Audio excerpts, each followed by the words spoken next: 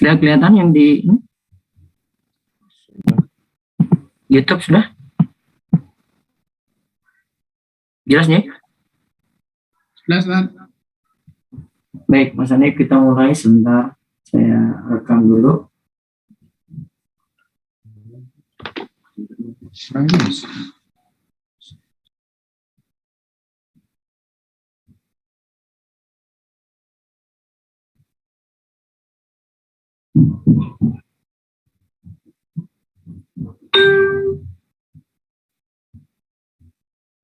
Ya, bismillahirrahmanirrahim. Assalamualaikum warahmatullahi wabarakatuh. Alhamdulillahirabbil alamin. Wassalatu wassalamu ala asyrafil anbiya wal mursalin nabiyina Muhammadin wa ala alihi wa sahbihi ajmain. Segala puji kita panjatkan pada Allah Rabbul Alamin. Salawat serta salam semoga tercurah pada Nabi kita, Nabi Agung, Nabi Muhammad Sallallahu Alaihi Wasallam.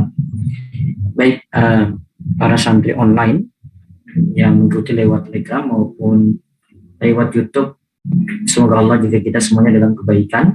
Kita sore ini akan membahas kitab Adabul Alim wal Muta'allim karya Imam Nawawi, materi nasihat tentang pentingnya ikhlas, keutamaan menuntut ilmu serta adab mengajar, belajar dan berfatwa.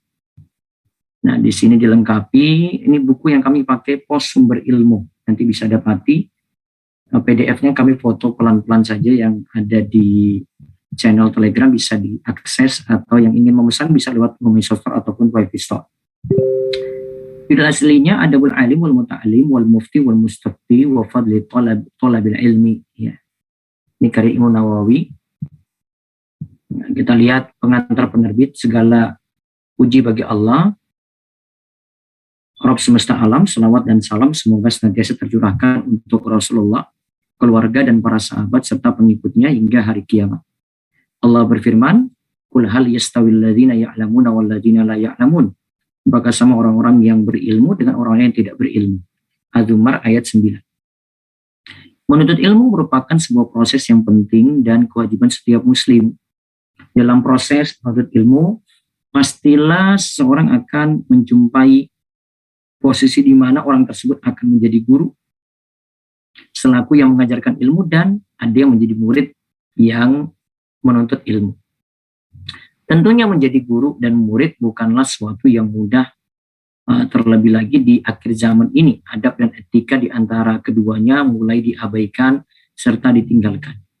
Nah, buku yang ada di tangan Anda ini, yang kita bahas kali ini merupakan buah karya Imam Nawawi yang di dalamnya membahas secara detail, lengkap dan terperinci tentang keutamaan menuntut ilmu, pembagian ilmu dan adab seorang guru, adab seorang murid, hingga pembahasan tentang adab dalam berfatwa maupun meminta fatwa. Nah, terus ini diterjemahkan tahun 2019, diterbitkan ya, Maret 2019. Ini daftar isinya, bab 1 tentang ikhlas, jujur, dan niat dalam seluruh amal, perbuatan. Kemudian kedua ini fadilah menuntut ilmu. Yang ketiga macam-macam ilmu. Yang keempat adab seorang guru, mu'allim. Kemudian adab seorang murid, muta'allim. Kemudian adab guru dan murid, mu'allim dan muta'allim. Kemudian adab dalam berfatwa.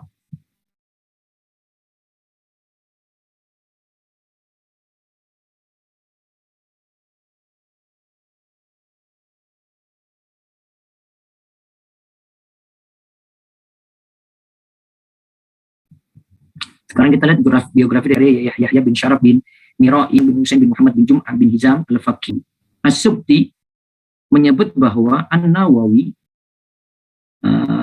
adalah Syekhul Islam, guru kalangan ulama terakhir, muja Allah bagi kalangan berikutnya, dan penyeru menuju jalan para pendahulu. Berarti para salafus soleh. Beliau juga ajak umat untuk mengikuti salafus soleh.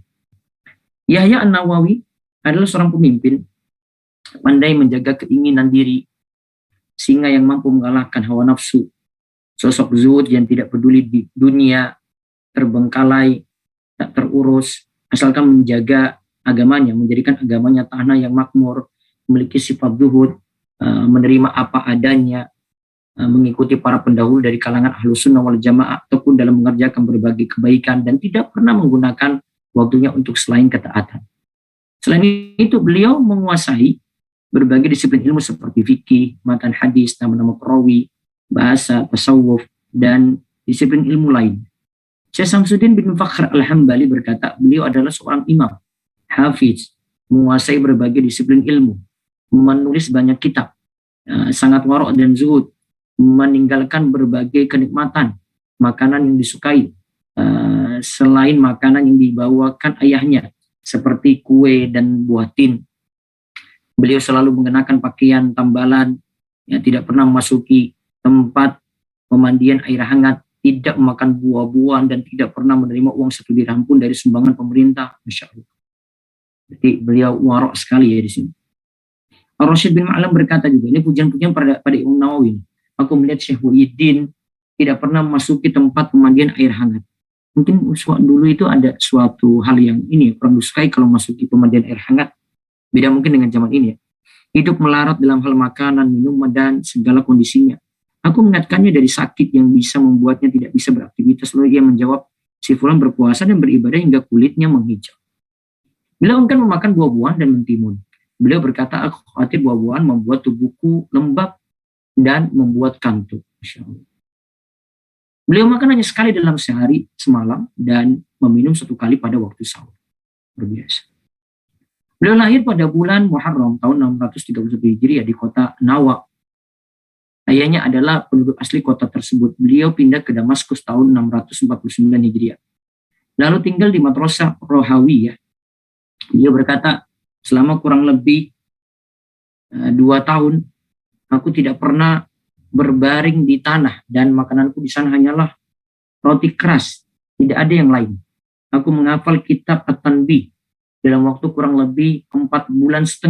Aku menghafal 1/4 kitab Al-Muhaddab selama sisa tahun itu. Masya Allah. Dia hafal kitab At-Tanbih kurang lebih 4,5 bulan. Terus menghafal 1/4 kitab Al-Muhaddab selama sisa tahun itu. Luar biasa. Setelah itu aku mensyarah dan mentashih di hadapan syekh kami, Kamaluddin Ishaq Al-Maghribi. Aku selalu mendampinginya hingga ia merasa kagum kepadaku, mencintaiku dan memintaku mengulang pelajarannya untuk sebagian besar jamaahnya. Pada tahun 691 Hijriah, aku pergi melaksanakan haji bersama ayahku. Tahun itu adalah tahun jamaah. Aku berangkat pada bulan Rajab. Lalu aku tinggal di Madinah sekitar 1,5 bulan. Ayah beliau berkata, ia sakit demam. Demam tidak kunjung sembuh selain pada hari Arafah. Namun demikian ia tidak pernah sekalipun merintih. As-Subki berkata, Syekh beliau Yasin bin Yusuf Al-Marakishi berkata, aku melihat Syekh Muhyiddin, yaitu Imam Nawawi, dipanggil Syekh Muhyiddin. Saat berusia 10 tahun, teman-temannya memaksanya mengajak main bersama. Namun ia lari menjauhi. Mereka lari menjauhi mereka sambil menangis karena dipaksa. Ia belajar Al-Quran di usia tersebut hingga hatiku merasa cinta kepadanya. Ayahnya menempatkan di toko. Namun demikian, kesibukan berjual beli tetap tidak mengganggunya untuk terus membaca Al-Quran. Aku kemudian menemui guru yang mengajarinya Al-Quran dan aku berwasiat kepadanya agar mengajarinya dengan baik. Aku katakan kepada gurunya itu, anak itu diharapkan menjadi orang yang paling berilmu di zamannya, yang paling zuhud dan membawa manfaat bagi banyak orang. Gurunya berkata kepadanya, memangnya kamu ini peramal? Aku katakan kepadanya, tidak. Tapi Allah hanya membuatku selalu berzikir. Hal itu kemudian disampaikan kepada ayah beliau. Ayah beliau berkeinginan kuat agar anaknya khatam hafalan Al-Quran. Karena saat itu beliau sudah melalui usia balik. Nah, beliau berguru kepada Ridha Al-Burhani. Syekhnya para Syekh Abdul Aziz bin Muhammad Al-Ansari juga. Kepada Zainuddin bin Abdul Daim, Imaduddin Abdul Karim Al-Har bin Al-Harastani, Zainuddin bin Khalid bin Yusuf, dan Taqiyuddin bin Abul Yasar. Nah, beliau mempelajari usul fikih dari Al-Qadi At-Taflisi. Menunjukkan bahwasanya penting berguru ya, dan memiliki banyak guru, tidak hanya satu juga ya, jamaah sekalian. Nah, beliau belajar fikih kepada Kamal Ishaq Al-Maghribi, Syamsuddin Abdul Rahman bin Nuh, dan Izzuddin Umar bin Al-Arbili.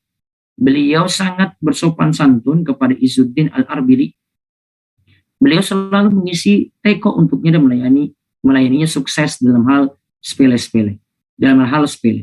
Beliau membaca nahwu di hadapan Syekh Ahmad Al-Misri dan lainnya, membaca salah satu kitab karya Ibnu Malik di hadapannya, mendengar 6 kitab induk hadis, Al-Musnad Al-Muwatta, Sunnat Ad-Darqutni, Syarh Sunnah milik Al-Baghawi, Ma'alimu Tanzil milik Al-Baghawi, Amalul Yawm wal Laila milik Ibnu Sunni, Al-Musnad milik Asy-Syafi'i, kemudian Al-Musnad milik Ad-Darimi, Al-Musnad milik Abu Ya'la, dan Sahih Ibnu Abi Awanah. Luar biasa, kita baca seperti ini saya kagum dengan beliau ya, bagaimana beliau tadi belajar nahwu, baca kitab-kitab hadis, luar biasa. Masya Allah. Az-Zahabi berkata, Syekh kami Abdul Hasan bin Attar menuturkan bahwa Syekh Muhyiddin bercerita kepadanya bahwa ia membaca 12 pelajaran di hadapan guru-gurunya setiap hari, lengkap dengan syarat dan tashih.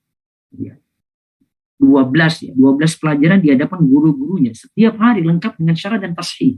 2 kali pelajaran untuk kitab Al-Wasit, 1 kali pelajaran kitab Al-Muhadzab, 1 kali pelajaran kitab Al-Jam'u Bainas Sahihain, 1 kali pelajaran kitab Sahih Muslim, 1 kali pelajaran kitab Al-Luma milik Ibnu Jin, 1 kali pelajaran kitab Islahul Mantiq milik Ibnu As-Sikit, 1 kali pelajaran ilmu Sharah, 1 kali pelajaran ilmu usul fikih, dan 1 kali pelajaran tentang nama-nama para perawi, dan 1 kali pelajaran di bidang usuluddin. Ini 1 hari 12 pelajaran dibaca di hadapan gurunya, jemaah. An-Nawawi berkata, aku mentaklik di kitab-kitab tersebut dengan penjelasan yang gamblang, kata-kata yang jelas, memberikan harokat huruf-hurufnya, dan Allah memberkahi waktuku. Suatu ketika aku berkeinginan untuk mempelajari pengobatan, lalu aku membeli kitab Al-Qanun, namun justru membuat hatiku gelap. Selama beberapa hari aku tidak bisa berbuat apa-apa. Akhirnya aku mengoreksi diri, lalu aku menjual kitab Al-Qanun hingga hatiku kembali bersinar. Nah, beliau mulai mengarang sekitar tahun 660 Hijriah, artinya ketika beliau berusia 30 tahun, sekitar usia 30 tahun baru beliau itu menulis buku. Selain luas ilmu dan luas pengetahuan di bidang hadis, fikih, bahasa, dan berbagai disiplin ilmu lainnya, beliau juga sosok terdepan di bidang zuhud, teladan, dan dalam sifat wara'. Tiada bandingnya dalam urusan amar ma'ruf nahi munkar, menerima rezeki meski hanya sedikit, menerima ketentuan Allah dengan rela hati, dan Allah juga ridho kepada beliau. Sangat sederhana dalam hal pakaian, makanan, perabotan, dan sosok beliau penuh dengan ketenangan dan wibawa. Kemudian Az-Zahabi berkata,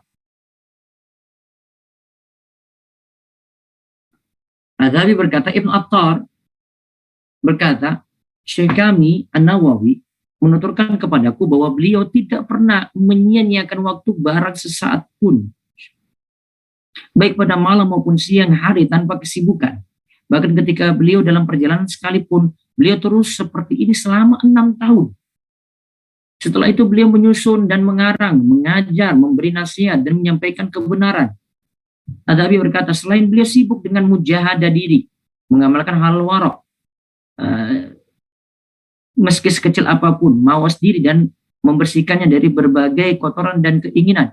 Beliau juga seorang hafiz hadis, menguasai ilmu-ilmu hadis, hafal perawi-perawi hadis, dan tahu mana hadis-hadis sahih.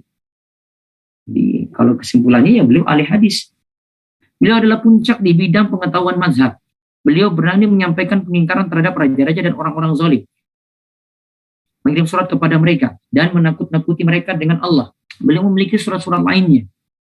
Selain surat yang beliau kirimkan kepada Zahir Bebres terkait amar ma'ruf. Ketika beliau tidak bisa menemui seorang secara langsung, ia mengirim surat dan berusaha melakukan upaya untuk menyampaikan nasihat kepadanya.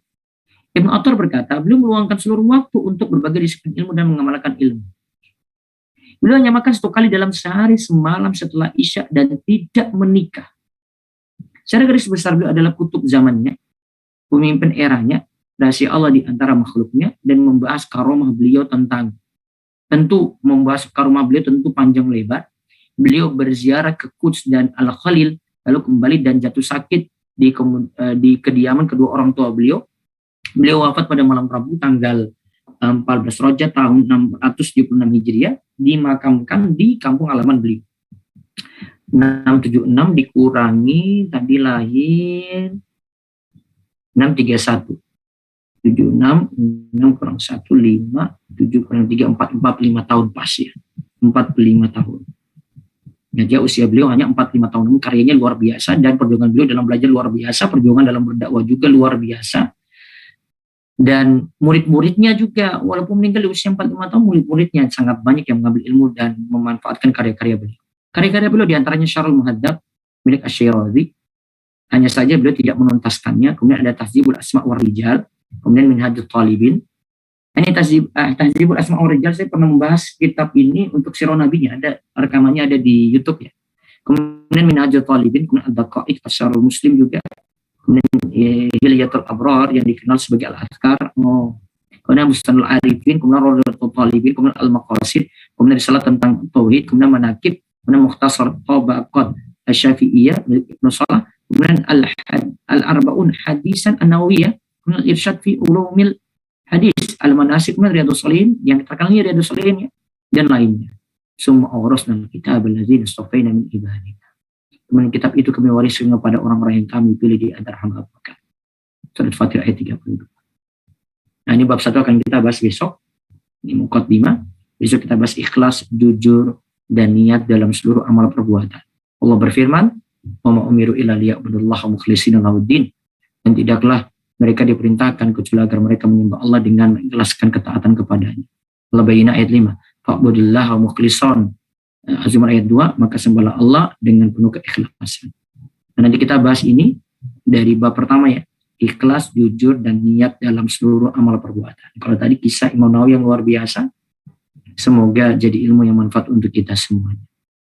Kami cukupkan rekamannya, bisa dapati di Telegram dan bisa didapati di YouTube insya Allah. Allah ibarifik, ketemu besok lagi. Semoga bisa meneladani Imam Nawawi dan semangat untuk thalabul ilmi dan menjaga adab. Allah ibarifik. Subhanakallahumma bihamdika asyhadu an la ilaha illa anta astaghfiruka wa atubu ilaik. Assalamualaikum warahmatullahi wabarakatuh.